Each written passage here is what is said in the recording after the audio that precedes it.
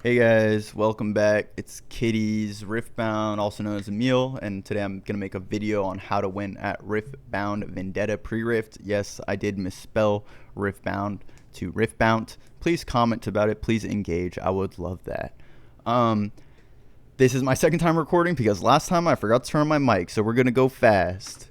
Uh, so the first things first, Limited has some different rules, and Sealed has its own specific setup. So in Sealed, usually have 6 packs and a 25 card deck. In pre-release, you will get 5 packs and a seeded pack with a legend and a chosen champion matching that legend, as well as a promo card which you may not use in the pool. That card is the Riven that says pre-release on it.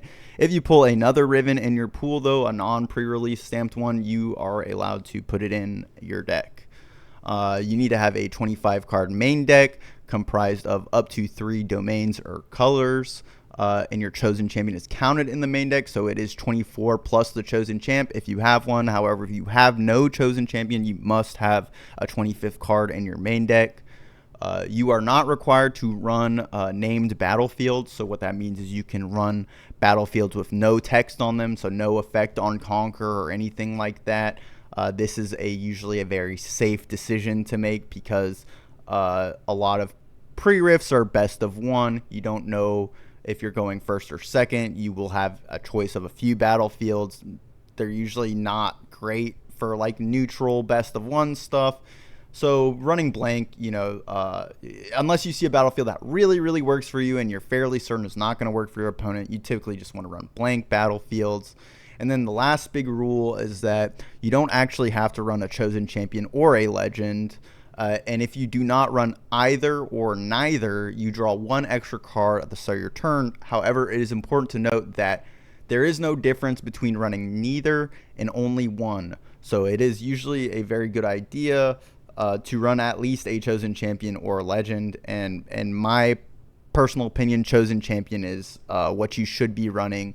And then you get the extra draw. That's the optimal limited build usually with like a good pool.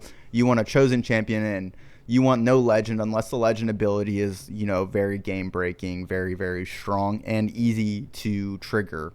You can trigger it without making your deck significantly worse to work around that legend ability.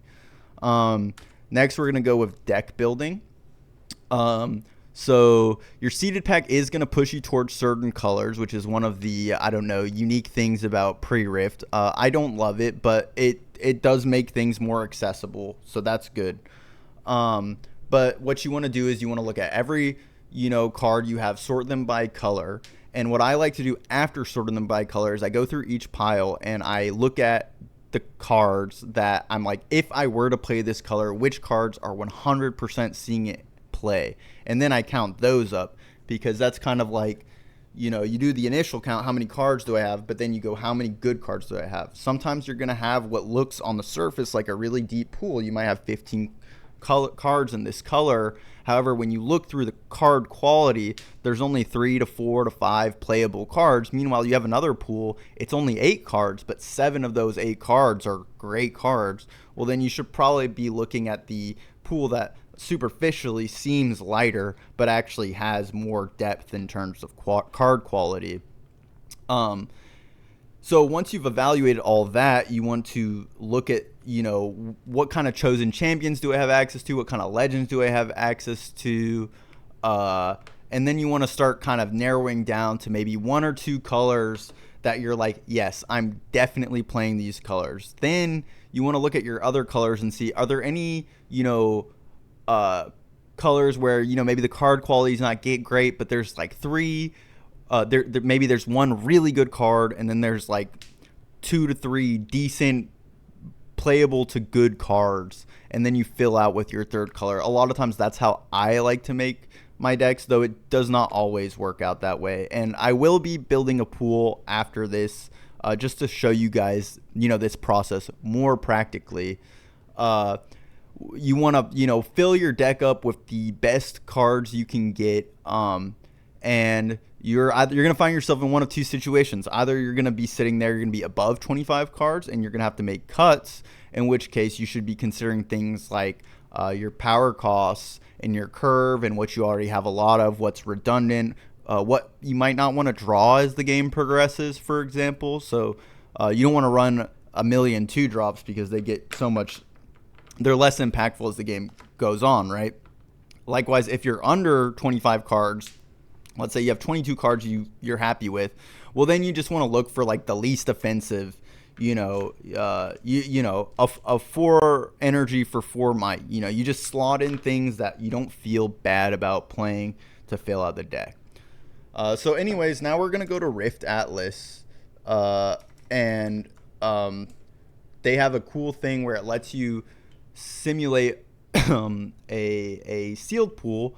As you can see, because I recorded the last video, I already did one, and then I played a game actually, and I won the game. But now we're gonna do it again, and hopefully, we get a better pool, because this pool wasn't great, and hopefully we win again. All right, so here's our pool. Let's start with pack 1, see what our seeded pack is. So our seeded pack is Mel, so we're gonna have a lot of blue and purple cards. This is, for example, this set seems to be a little bit light on interaction.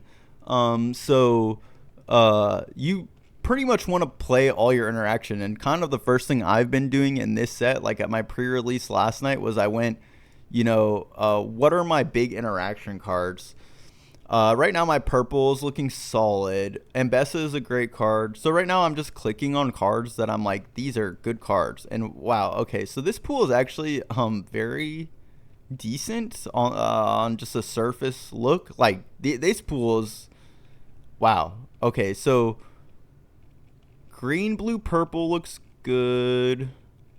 Green, I think green is a lock. So we're gonna, yellow is great too. Purple is great. Oh man, this is actually a tough pool. My red is, I don't know if my red's good enough. I love this perfect execution card. It's one of the few cards that really lets you get back into the game. Oh man, so this is definitely tough. This is also one of those things where it's a little easier to count if you can see. So orange, I have some interaction. Unfortunately, I don't have challenge. Purple, green, yellow looks really good. Gust Monk is great. Okay, so here's what we're gonna do. We're gonna say, based off this, that green is 100%. Just at a glance, I can tell that green is like a color I want to play. So the first thing we do is we put in every playable green card. So Resonating Strike, Twilight Shroud, these are all playable. Mournful Witness playable. 2-drop. Akali is playable. Serene Aesthetic, oh, and Best is in here still, is one of the best green cards. Field Musicians is alright. It's probably playable, but I don't think I need it. So this is really hard because okay, I think the color is green, purple, yellow. So let's see what the rest of my purple is, because I'm looking at my purple and it looks good, but like some of the cards are strong. So purple might kind of be like my third color, where I'm just filling things out with it. Gust Monk is a really, really good card. So now we go yellow. Yellow. Disciple. Kinnan is a broken card. That's one of the cards I saw in yellow that's really pushing me towards it. My blue and orange are okay, but I don't think they're quite good enough. So right now we're at 19 out of 24.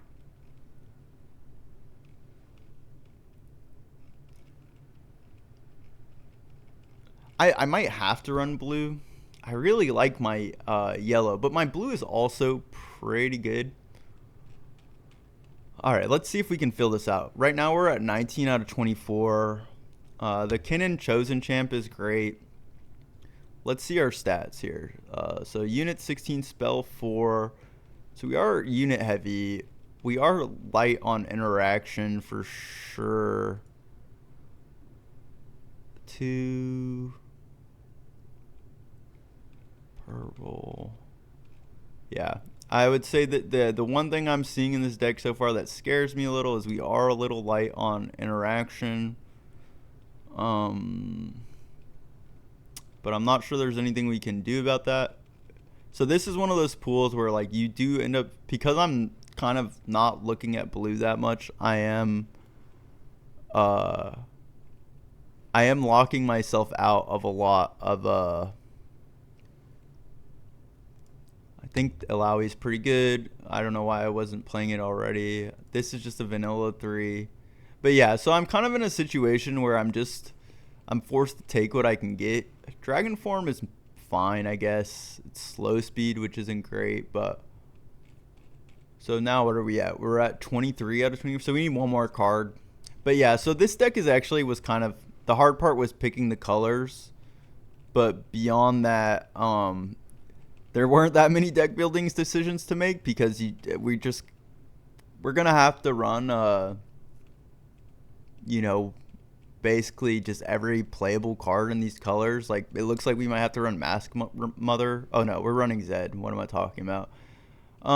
Yeah, the nice thing about this deck though is that the overall card quality is really high.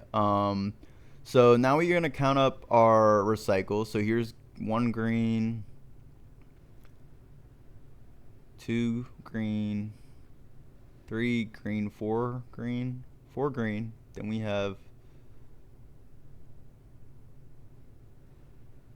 how many purple? We have 1, 2 purple, 3 purple, and this is a 4th purple. And then yellow, we have like 1 thing. So part of me is like, part of me wants to cut the massa. And I need to look at my thing because the field musicians are probably just better here than some of these like 3 drops. So how many 3s do I have? 1, 2. I have a lot of 2s also. I thought I had another Gust Monk for some reason, but I guess not. Oh, I am missing another shot. Okay, so I have a lot of 2s, for example, right now. So like one of these disciples comes out, I think. So I have 1, 2, 3, 4, 5. I think Mournful Witness comes out. It's okay, but it doesn't synergize with my deck that much. You really don't want to run too many 3s. And I think with that, I don't think I have enough spells. Yeah, I only have 5 spells, so like realistically I can't. If I was running, there is definitely an argument to be made that like maybe I should cut one of these colors and go purple, and like I could do Mel discard stuff.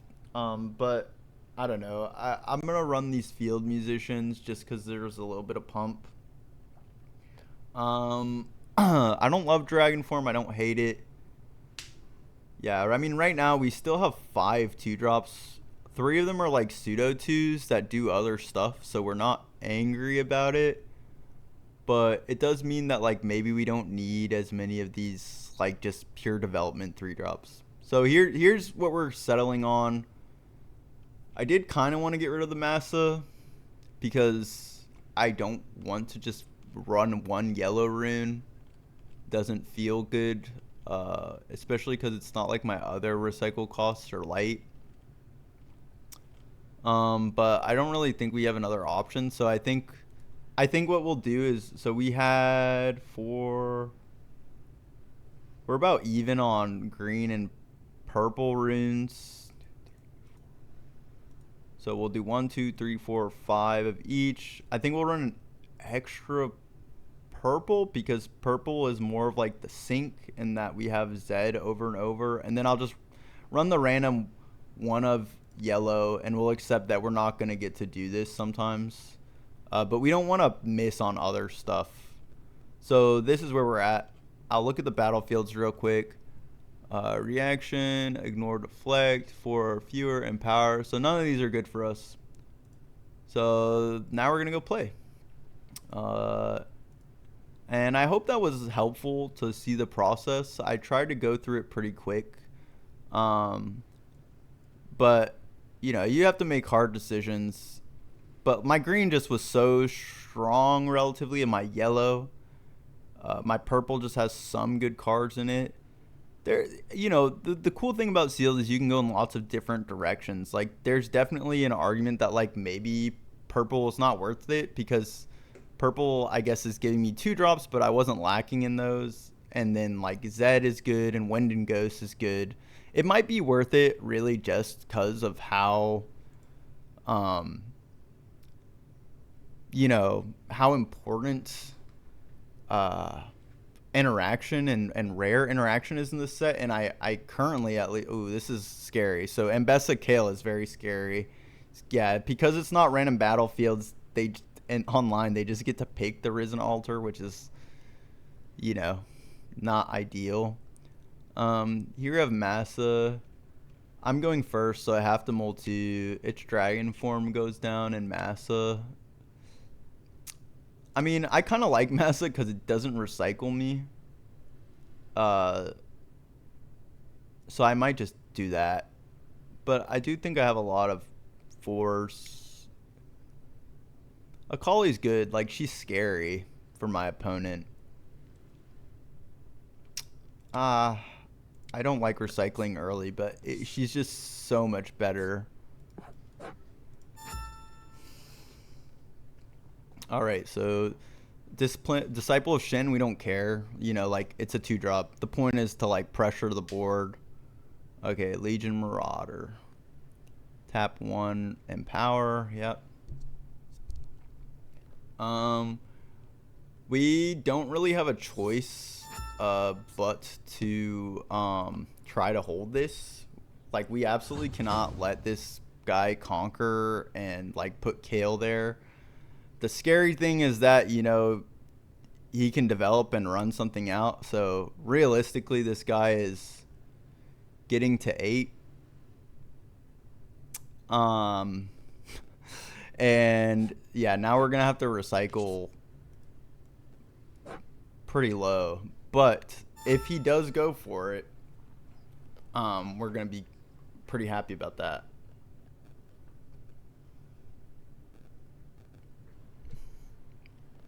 I think a lot of Riftbound Limited is kind of, getting your opponent to commit to things when maybe they shouldn't, if that makes sense. I am looking at this play and it seems okay. Next turn we just want to develop.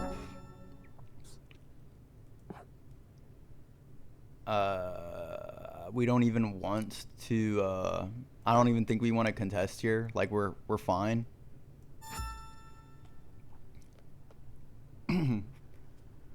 So I can pull the Akali in, and that will make a 12 my battlefield. So that's I'm kind of thinking that he's probably not expecting this battlefield to go from 1 to 12.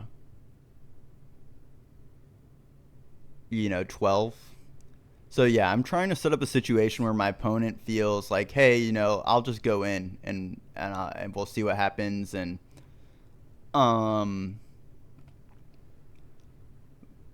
we're gonna see if they bite. They're not biting, which is smart. They shouldn't. This is like, I know I'm tapped out, but this is extremely sketchy. Maybe if you felt like you're playing against someone who wasn't, super experienced, who's just, playing cards, you could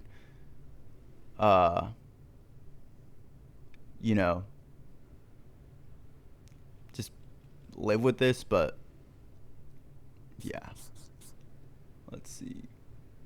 Runner. So that's a lot of recycling they just did. I'm gonna go with the should I go with the Akali or with the Kinku Lifeblade? So I kind of want to keep 3 mana up so that I can do other stuff. So I'm going to just play this and we're going to pass. So I can pull this guy over and I still have Wind and Ghost. I even have another Resonating Strike.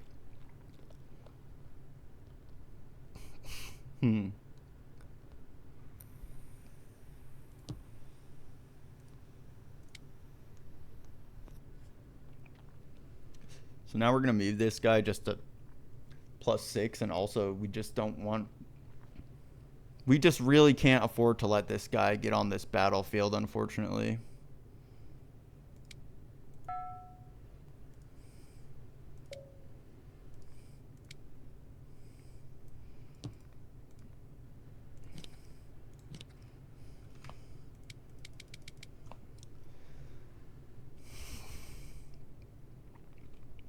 This guy does have like a lot of runes, which is a little scary.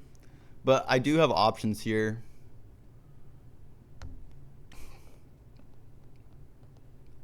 So he just tapped this. So he added 1, 2, 3. He's empowering. Yeah. 6, 9, 4, 7. Okay. Alright, so this guy's stunned now, which kind of sucks. He just brought in 9.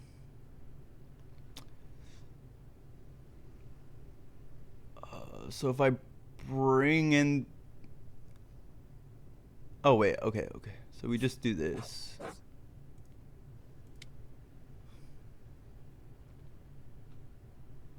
Oh, fuck. That's actually a horrible play. Because he can just ready his stuff and go back in. I mean, it's not a horrible play, but I didn't really think that through. It is going to stop him from getting like point paradigm, and I will be able to...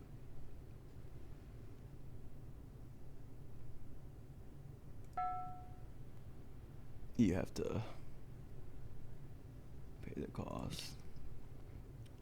Yep. Okay, so now we can do a cool collie thing. I'm gonna move here. Oh, wait. You have to control the battlefield? That changes things.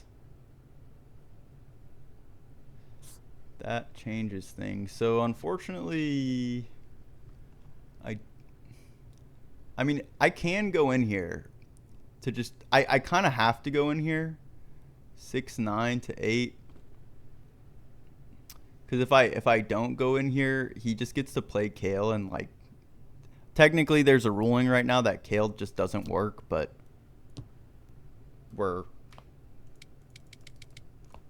You know... I'm not gonna shark people over it. And technically, like, Kale is broken right now. Like, it just doesn't work in the rules, but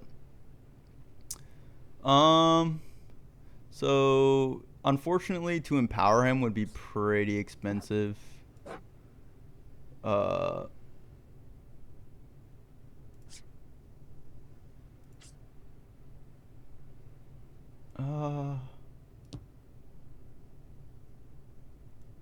this is tough.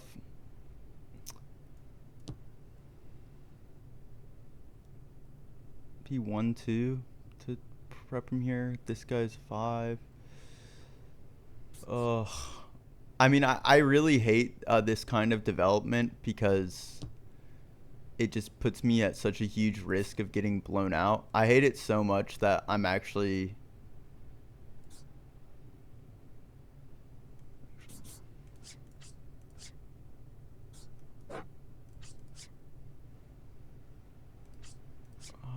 Okay. Oh, sorry, guys. This turn is complicated. Okay, here's what we're doing, actually. I changed my mind. So we're doing 1, 2, 3. And then we're doing 1, 2 to empower this. And then we're going to hide the cannon. And the reason we're doing all this is because we really want to hold to 6 here. If we hold to 6 here, we get to back off and just play our Nasus. And if we do that, I think we're okay.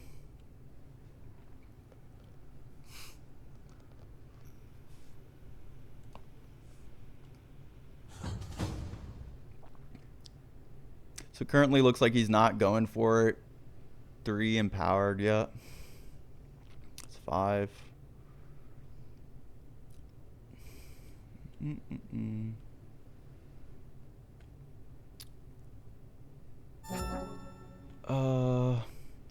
So I'm actually gonna keep this development here, I think I've decided.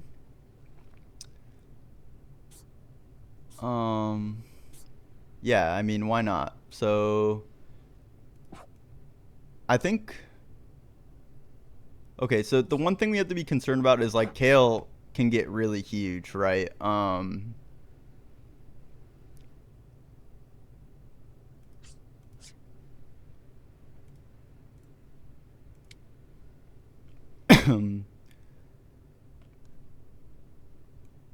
But I think we feel okay about it. I mean, we don't feel great. I didn't love that turn. It might have been correct to just like leave the cannon hanging. Oh, okay. So here's his plan. His plan is gonna be he's moving that in here to stop any kind of double conquer, and he's gonna go for ganking and like just a big play, which makes sense. He should just develop this turn. There's no reason to empower the Kale more unless afraid I'm gonna kill it somehow.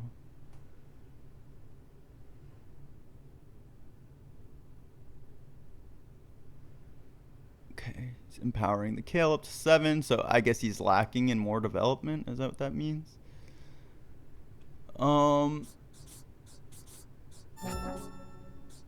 Okay. So this costs 1 to empower.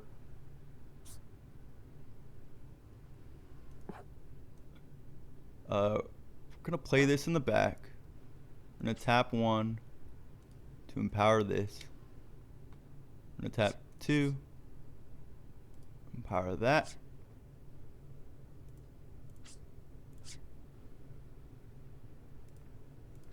Oh my gosh. So these are both 6 now. X 1, 2, 3, 4, 5, 6. And then it's kind of a moment of truth. But we have exactly enough mana. So this is 18, 24, 26, and 30. We're just setting up for this big hold, and a lot of games will come down to things like this. Looking at what he's got on board, like 30 is maybe not totally impossible, but I do get to stun something. So if I get to like stun Kale, I think the game's pretty much over. Triple deflect, who cares when it's the last turn of the game? Maybe this was for the best that I re-recorded, because my last match was against like a Mel deck that was pretty control oriented, and it went about 25 minutes. So at least this video is going to be more reasonable. I hope it was helpful, and you guys feel like you gained something from the overall tips and maybe just watching the gameplay. There are definitely things to think about. Oh wow, +6. Yep. So this is at 10 yet. I mean, see, he's getting pretty close here. To oh, okay, he's gonna put it here. Okay, sure. 5. Yeah. So 11. So this is 27. It's still not enough. Okay. 28. Yeah, it's not enough, but it's pretty close. Sure. Yeah.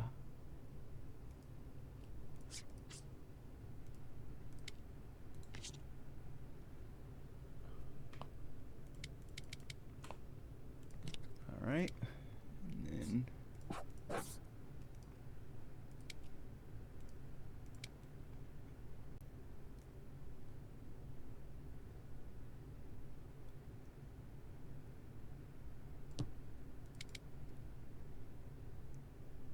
And now I win.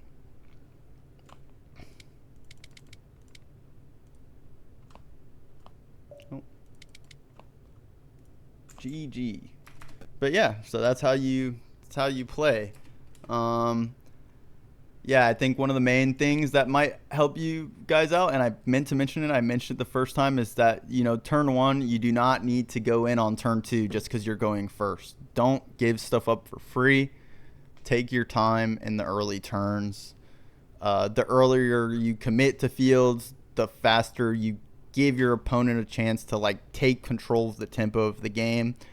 You know, as you can see, like, I didn't give my opponent a chance to take control of the tempo of the game or make a really risky play till the very last turn of the game, at a point where I was, you know, fairly secure and far ahead, and I kind of do the math on what can happen. But yeah, I hope y'all have fun this weekend, and also remember that limited still exists after pre-rift. You can run sealed, you know, with your boxes instead of just cracking them. It's good time. It's, you know, I highly recommend it. If you haven't tried it outside of pre-rift, draft sealed, give it a try. And keep an eye out. I'll have a video on the best commons, uncommons, rares, whatever, in each color for this set before tonight, so that, you know, you can watch it on your drive over to pre-rift or whatever. But yeah, thanks for watching, and have a nice day.